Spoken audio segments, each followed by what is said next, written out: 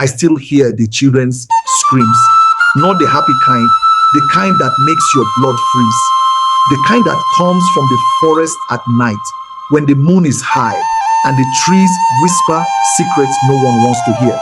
That's when the demon comes. Once upon a time, in a small village in Igbo land, with a peaceful people, but peace doesn't last long when something evil is hungry. It started with one child. Little Chidi, only 6 years old, went missing one evening while playing near the edge of the forest. We searched for days, but all we found was his tiny sandal, torn and covered in mud. Then it happened again and again. The elders said it was a demon, and more, a spirit that feeds on the young. They said it lived deep in the forest, in a place where the trees grew so close together, no sunlight could touch the ground. No one dared go there, no one but me. I'm a hunter.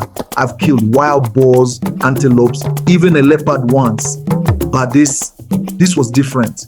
This wasn't about bravery. This was about survival. My village was dying, and I couldn't just sit and watch. The night before I left, my wife, Amara, begged me not to go. Nnamdi, this is not your fight, she said, her voice shaking. The forest is cursed. You won't come back. I kissed her forehead and told her I had to try, for our children, for our future. The forest was quiet when I entered, too quiet. No birds, no insects, just the sound of my own breathing. I carried my bow and a machete, but I knew they might not be enough. The deeper I went, the darker it got. The trees seemed to close in around me, their roots twisting like snakes under my feet.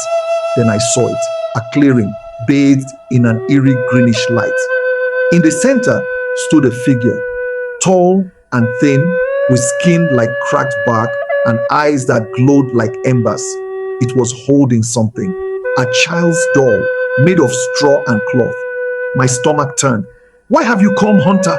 It hissed, its voice like wind through dry leaves. I've come to stop you, I said, trying to sound brave. The demon laughed, a sound that made my skin crawl. Stop me! You cannot stop what you created.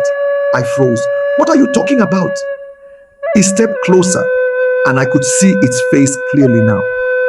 Beneath the cracks and shadows, it looked familiar. 10 years ago, it said, you killed a man in this forest, a man who begged for his life, a man whose spirit has waited hungry for revenge. My heart stopped. I remembered, a bandit, a thief.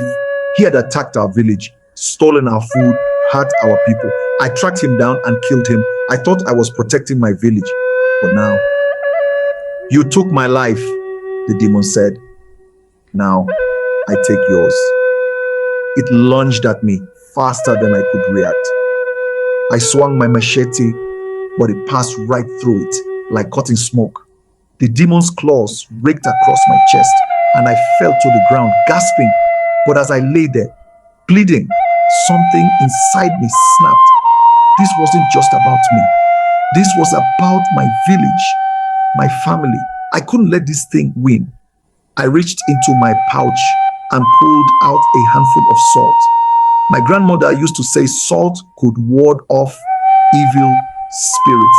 I didn't know if it would work, but I had to try. I threw the salt at the demon and it screamed, a sound that shook the trees. It stumbled back, its form flickering like a dying flame. You think this will save you? It snarled. No, I said, getting to my feet, but this will.